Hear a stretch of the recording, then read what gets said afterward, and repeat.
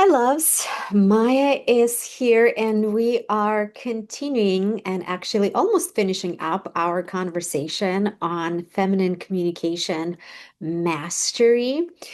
Today, oh gosh, we have one of the most important topics. Today, we're going to talking about respecting men, an art of the feminine that got lost in the last couple centuries. That is a key.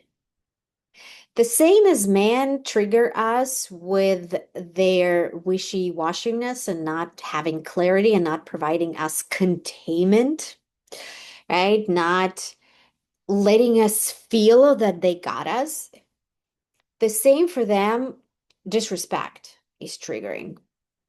So we can educate ourselves and learn how to be more respecting towards men. Because if we respect them, it comes down their nervous system. And then they're more available for lovely time, for sexy time. They're more available to connect with you. So, what are the ways that you might unconsciously, unintentionally disrespect your men? Well, number one is talking over him or constantly interrupting him, right? If you're having a conversation, if he explains something to you, he shares something, and right, like you cutting him off and then changing the topic or acting like you know better, that is disrespect. Why that is disrespect? Because men, when they relate and connect with a woman, they go into the mindset of like, I'm providing, I'm offering her my knowledge, I'm offering her my expertise, I'm offering her my gifts, I'm offering my strength, I'm offering my love, my care, la di da. So unconsciously, right? Like they tapping into this provider energy where you cut him off, change subject, or act like, oh, I know better. You almost tell him, I don't need your gift. So that shuts him down. Another way how you can disrespect him is belittle or dismiss his emotions, or kind of like have fun or mock his emotions. And I'm actually going to give you a personal example that one time me and my partner were having a conversation and I shared something and I could feel like whatever it is that I said, like hurt his heart. Like I could feel that there was like his heart got stabbed. And I spotted that. And because my partner is very like, put together and iron type of man, I kind of almost like make fun of like, oh my God, what I said just like hurt your feelings. Haha. And he got triggered because he felt dismissed. He felt mocked. He felt that I was like making fun of his feelings. So that is the way how we also unintentionally can disrespect them. Of course, the other way of disrespect is speaking to a man in a condescending tone of voice. Right? It immediately kills the polarity. It puts you in a masculine. It right, like forced to change the polarity, then he goes into defensive mode, right? Like there's a competition starts happening between the two of you. So it doesn't contribute into relationship in any form of shape.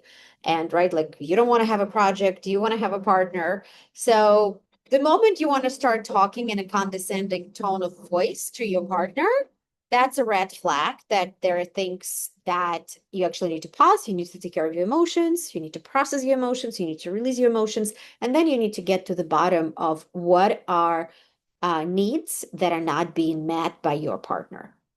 I have a video about needs and desires in this series, so go check it out. I also have a super easy course about needs and desires that clarifies to you what the hell are those, because it's very important to know the difference. Creates a lot of drama in a relationship and definitely might make you, feel or talk into that condescending tone of voice. Also, the other way to disrespect men is to make assumptions of about his feelings or about his needs or about his desires or how emotional he is or how sensitive he is, right? Any type of assumption that, especially around their emotions, that's going to be disrespectful because men, they are receptive in their heart. So they actually protect their heart. So anytime that we um, treat their heart without care would immediately trigger him and kind of put him more into like defensive mode. Classic one, undermining their decisions. If he is deciding to do something and you're like, that's stupid, that's disrespectful. Now, it doesn't mean that you have to always agree with him. Doesn't mean that you might not know better. But the way you express and deliver it, oof, it's everything. And I'm myself guilty of that because I'm very opinionated. But in that moment, I have a choice. Do I want to be right or do I want to be loved? Like, do I want to prove my partner that I know better? Or do I want to have a juicy polarity where I feel held and loved and cared for? So that's right. That's something for you to sit with. If you're attached to being right, or if you, it's so important for you that your way is more better, why that is so important in your relationship. And then also, right, if it is important, then great. How can I deliver it in a way where I am not undermining his decision or his choice? How can I deliver it in a different way? In a way that it would feel like I am contributing and making his decision better. That's a hint. Um, Another one is a criticism, right? When we criticize men and criticize how they doing things. The classic example is I grew up where my grandma and grandpa were fighting all the time because every time my grandma would ask my grandpa to fix something in a house, and sometimes as simple as to like hang a painting and like literally put a needle in a wall, she would stand next to him and talk nonstop that everything that he's doing about that project is wrong. So they were fighting all the freaking time.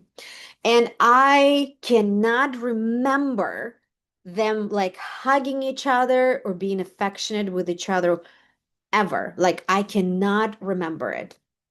No wonder why. Because she was controlling him and she was criticizing him all the time.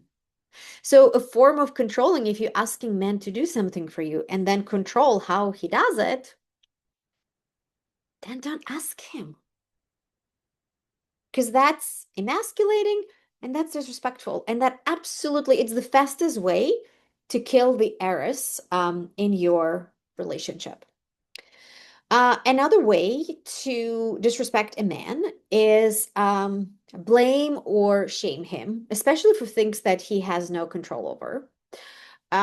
Or sometimes you might use also, maybe unconsciously, maybe unintentionally, blame as a, tactic in communication to like manipulate something. So don't do that because same as us women, when somebody blaming and shaming us, we shutting down and collapsing.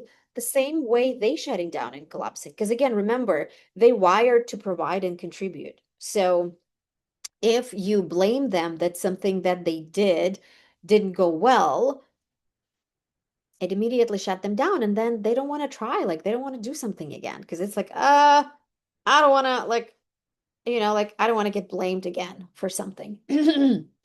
And the final one is being disrespectful, right? Like talking down to them, especially in public, in front of other people. Like even if there is something going on in your relationship or like something happened, do not bring it out to the public, right? Like address it privately because status for man extremely important. So when you challenging, compromising his status, that is definitely gonna shut him down and maybe even like turn him 180 and he would be like out. So what do you need to do instead? Appreciate him. When you appreciate his effort, when you acknowledge him doing something that you ask him, maybe not perfect, maybe not in a way you wanted to, it doesn't matter. Appreciating the effort, appreciating the intention, appreciating the way he did it would offer him a reward. And men are extremely competitive. They like love winning rewards. Like my partner literally tells me sometimes that he wins points, bonus points. Like I have no idea what the hell is that, but that makes him feel that he won a bonus points with me, and that makes him more excited and more open and available to pay attention to my needs, my desires, right? And finding time and energy and space to fulfill them, and right, like to be responsive in the moment. And then it brings me what I desire, where I actually don't have to nag him. Because all of this, right, like all those ways you disrespect him, this is what actually then triggers you to continue nagging him because he ignores you. So it creates catch 22. And then we asking, oh my God, how can I get out of this? One of the fastest way to get out of this, appreciate him. Acknowledge things that he does. Because man, they enter into relationship because they want to feel like at least one thing in life I'm doing right, right? Like I'm winning, I'm providing. So offer that to him, because if you offer that to him, you'll be the safest place for him. And that would improve your relationship. And this is where feminine wisdom comes in versus ego or little girl traumas around I need to be right, or I need to get something. I need to like bulldozer my way in. Like, that's very unconscious way, right? Like conscious way is right, like a water, right? Like feminine is that flow. Instead of being a bulldozer, can I soften and can I offer the gift of my feminine? Can I offer kindness? Can I offer magic? Can I see something in him that, his male pulse and his boss will never reflect him back to him? And that creates openness for both of you. And that's how we make each other special.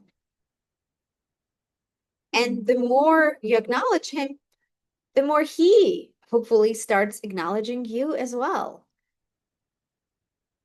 And then your value for each other goes up. Very curious to hear what this talk brings up for you. What are you noticing for yourself? And I am very excited to offer you our very final talk. So stay tuned or go and check that out.